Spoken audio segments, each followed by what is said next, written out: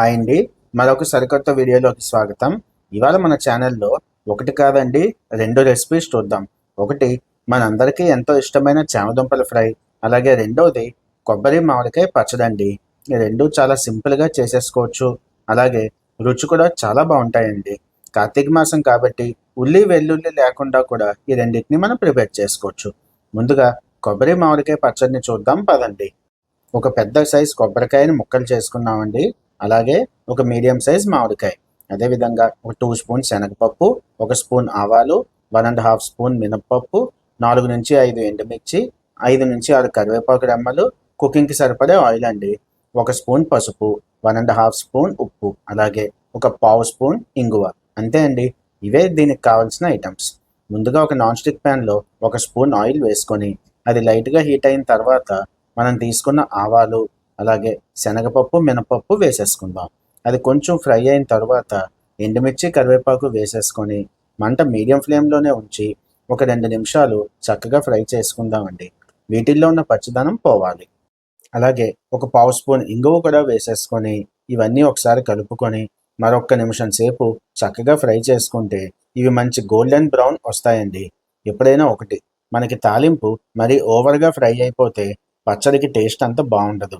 ఇప్పుడు మీరు చూస్తున్న విధంగా ఫ్రై అయితే సరిపోతుంది. ఇవి చల్లారిన తర్వాత ఒక మిక్సీ గిన్నె తీసుకొని ఇవన్నీ అందులో వేసేసుకుందాం.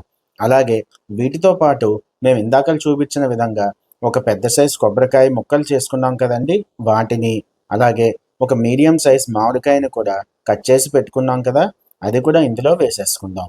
ఇప్పుడే ఒక పావు స్పూన్ పసుపు, అలాగే 1½ స్పూన్ ఉప్పు కూడా వేసేసుకుందాం. అదేవిధంగా ఈ పచ్చడి కన్సిస్టెన్సీ కోసం ఒక హాఫ్ గ్లాస్ నీళ్లు వేసుకున్నామండి, సరిపోతుంది. నీళ్లు మరీ ఎక్కువైనా సరే బాగుండదు. చూసారా, ఇప్పుడు మీరు చూస్తున్న విధంగా కన్సిస్టెన్సీ ఇలా వస్తే ఈ పచ్చడి అన్నంలో కలుపుకొని తినడానికి చాలా బాగుంటుంది. ఇప్పుడు ఈ పచ్చడిని పక్కన పెట్టేసి దీనికి కావలసిన తాలింపు వేసేసుకుందాం.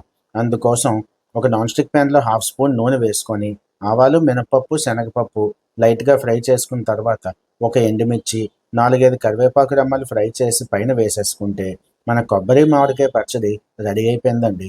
ఇది అన్నంలో కలుపుకొని తినడానికి చాలా బాగా సెట్ అవుతుంది. ఒక స్పూన్ నెయ్యి వేసుకుంటే రుచి ఇంకా డబుల్ అవుతుంది, నా మాట నమ్మండి. ఇంకా మన నెక్స్ట్ రెసిపీ అయిన చామదుంపల ఫ్రై చూసేద్దాం పదండి. ఇవాళ ఈ చామదుంపల ఫ్రైలో మేము ఒక స్పెషల్ మసాలా పౌడర్ వేస్తున్నామండి. ముందుగా అది తయారు చేసుకుందాం. దానికోసం ఒక కప్పులో కొంచెం పల్లీలు, 1 స్పూన్ జీరా, అలాగే 1½ స్పూన్ ధనియాలు, 5-6 కరివేపాకు రెమ్మలు, ఒక అంగుళం సైజ్ దాల్చిన చెక్క, 4 లవంగాలు, అలాగే 2 కాశ్మీరీ చిల్లీని తీసుకున్నాం. వీటిని ముందుగా ఒక నాన్ స్టిక్ ప్యాన్లో ఆయిల్ వేసుకొని అది లైట్గా హీట్ అయిన తరువాత ఒక్కొక్కటిగా ఫ్రై చేసుకుందాం. ముందుగా ధనియాలు వేసుకుందాం. తర్వాత జీరా కూడా వేసేసుకొని మంట సిమ్లోనే ఉంచి వీటిని 1 నిమిషం సేపు చక్కగా ఫ్రై చేసుకుందామండి. తరువాత లవంగాలు, దాల్చిన చెక్క, పల్లీలు, అలాగే 2 కాశ్మీరీ చిల్లీ కూడా వేసేసుకొని అదే లో ఫ్లేమ్లో మరొక నిమిషం నుంచి 2 నిమిషాలు చక్కగా ఫ్రై చేసుకుందామండి. మరి ఓవర్ ఫ్రై అయిపోకుండా మీకు కనిపిస్తున్న విధంగా వస్తే సరిపోతుంది. మనం తీసుకున్న కరివేపాకులు కూడా వేసేసుకుందాం. ఇలా ఫ్రై చేసుకున్న తర్వాత వాటిని ఒక మిక్సీలో వేసి కొంచెం బరగ్గా ఉండేలాగా పౌడర్ చేసుకుంటే సరిపోతుంది.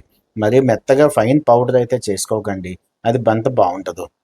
ఇప్పుడు ఒక కడాయి తీసుకొని అది హీట్ అయిన తర్వాత ఒక 2 స్పూన్స్ ఆయిల్ వేసేసుకుందాం. ఆ ఆయిల్ లైట్గా హీట్ ఎక్కిన తర్వాత 2 చీలికల్లా చీలుకున్న పచ్చిమిర్చి, అలాగే 5-6 కరివేపాకు రెమ్మలు వేసేసుకుందాం. తర్వాత చామదుంపలు వేసి ఒకసారి ఆ ముక్కలన్నిటికీ ఆయిల్ పట్టేలా కలుపుకొని వాటిని కనీసం ఒక 10 నిమిషాలైనా కలపకుండా అలా ఉంచేద్దామండి. ఇప్పుడు అందులో మనం తీసి పెట్టుకున్న మసాలా పౌడర్ ఉంది కదండి, అది వేసేసుకొని మంట మీడియం ఫ్లేమ్ చేసేసుకొని ఒకసారి చక్కగా కలుపుకొని దీన్ని మరొక 10 నిమిషాలు అలా వదిలేస్తే మంచి క్రిస్పీనెస్ వచ్చి, చూసారా ఎంత చక్కగా ఫ్రై అయిందో, ఇలా మీకు కనిపిస్తున్న విధంగా ఫ్రై అవుతుంది. ఇప్పుడు ఇందులో ఒక పావు స్పూన్ పసుపు, అదేవిధంగా 1 స్పూనున్నర ఉప్పు, అలాగే ఒక 1½ స్పూన్ కారం కూడా వేసేసుకుందాం. కారం అయితే మేము ఇంట్లో చేసుకున్న పొడి కారం వేసుకున్నామండి, దీనికి మసాలా కారం అయితే వెయ్యం. ఇలా కారం వేసుకుంటున్నప్పుడు మాత్రం మంట కంప్లీట్ లో ఫ్లేమ్ చేసేయడం మర్చిపోకండి. ఇప్పుడు ఒకసారి కలిపేసుకున్నాక చూసారా ఎంత చక్కగా ఫ్రై అయిందో. ఇలాంటి చామదుంపలు ఫ్రై చేసుకుంటే ఉట్టి ఫ్రైయే మనం తినేయచ్చండి. అంత రుచిగా ఉంటుంది. అన్నంలో కలుపుకొని తిన్నా, అలాగే మంచి టొమాటో రసం పెట్టుకొని అందులో నంచుకోవడానికైనా సరే చాలా బావుంటుందండి. సో, ఇవాల్టి ఈ 2 రెసిపీస్ మీకు నచ్చాయని మేమైతే ఆశిస్తున్నాం. ఈ వీడియో కానీ మీకు నచ్చితే తప్పకుండా లైక్ చేయండి. మరొక మంచి రెసిపీతో మళ్ళీ మీ ముందుకొస్తాం. మీకు అవకాశం ఉంటే మా ఛానల్‌ని సబ్స్క్రైబ్ చేయండి. మళ్ళీ కలుసుకుందాం. సెలవు.